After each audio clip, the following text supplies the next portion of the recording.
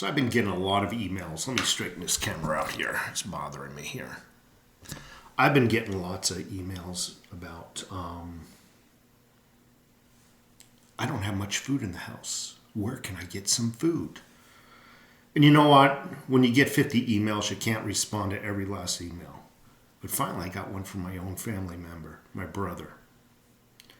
I'm going to read you his question, and then I'm going to go into it a little bit. It's from my brother, my older brother, by the way. Hey, and he calls me by my name. You showed me a long time ago these 5-gallon pails of emergency/prepper foods. What company has these, and where did you get them from? Just wondering. Before I tell you my response to him and give you folks that information as well, many years ago I started prepping, and I told people through videos and whatnot that it's because I felt something wasn't right in our political and social environment. Something didn't feel right, and I felt something was coming down the pipe. I couldn't tell anybody when. I couldn't tell them what. And because it didn't happen metaphorically the next day, I was laughed at or mocked. Many people actually at the same time started prepping. Now, we preppers, we didn't fantasize about some apocalyptic scene. I'm not some kind of, I don't believe, and to this day, I don't fantasize about any kind of sensational scientific or science fiction scene coming to life. I don't believe a lot of it. I just believe in just being prepared. I'm not a fanatic when it comes to being prepared. After I started prepping and after there was a large prepper community out there, the TV stations started to sensationalize it. They put out a program called Doomsday Prepper. It was a weekly series where they showed a bunch of extreme preppers and their fanatical ways. This, by far, is not what we are, but the news took it to the next level. And what happened was when we made a video, it was mocked, it was scoffed, it was laughed at because of what they are learning from TV and then sensational doomsday prepper. By the way, you can get on Google and look at some of those episodes and how fanatical they are, how extreme they are, and their beliefs were utterly, and I think it was used to make normal preppers laughed at. I think it was actually used so to slow down prepping. Well, now that this virus situation is here, and I'm not saying this is the situation I've been in my head thinking that's going to arrive. I don't know if this is it. This could be one of many. I'm getting a lot of emails. So this is the response I gave to my brother. By the way, even though I think the virus situation is overblown, does not mean I'm taking it lightly. Does not mean you should take it lightly. You also might think it's overblown and the TV is doing a little fear-mongering. But that doesn't mean we're going to be foolish and risk our lives, our family's lives, or our friends' lives for that matter. I'm still going out. I'm still living my life.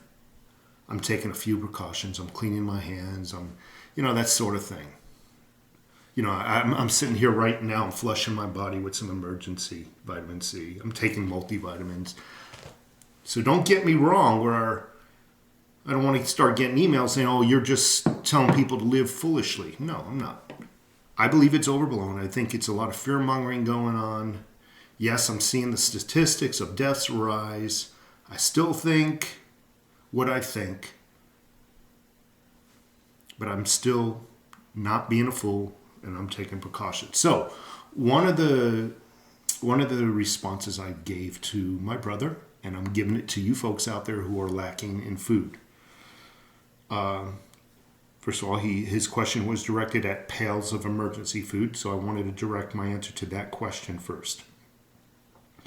To my brother, I'm not giving his name. Everyone is currently sold out, or wait times are almost a month long. One of many online places is mypatriotsupply.com. You can always look on Amazon for the same products. So what I told them is basically look at these websites, look at your products, do your reviews, whatever you do, and always look on Amazon for the same products, see if you can get them cheaper and faster. However, your best bet is go to Walmart multiple times a day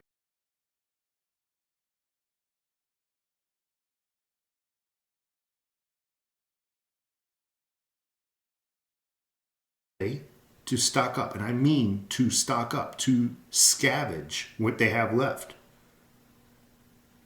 For you non-GMO folks, I keep getting emails, well, the products you're recommending are from GMO companies and they have gluten in them. I don't care. You know, when there's an emergency going on, if you want to hold out and starve your family in hopes of getting a non-GMO certified loaf of bread, all the power to you. I'm talking about the normal people, not the snowflakes. So your best bet is to go to Walmart multiple times a day because they're always restocking the shelves. Also, try to take a drive to Walmarts that are in slightly less populated areas, not because of the virus, but because the food might still be on their shelves a little bit more plentiful. You're going to have to try to find multiple places to shop in one day. And you should do it as many days as it takes to get your supply up to par to feed your family. Your best bet is to go to Walmart multiple times a day. Also try to drive to Walmarts in slightly less populated areas so there might be still in stock. My final statement to my brother was go to Costco. And yes, try multiple Costco's. If there's a Sam's Club, go to Costco and Sam's Club. Go to Costco. In my area, they have lots of food. The only thing they were out of was toilet paper and kitchen towelettes. In my area, they have lots of food. Maybe yours also. Virus is overblown, trust me. Then I sign my name. Now, the reason why I told him virus is overblown, trust me, is because I know my brother. He's not going to go out in fear of catching the virus. Again, like I said earlier, go out, get yourself some food, but be cautious. Bring some hand sanitizers with you.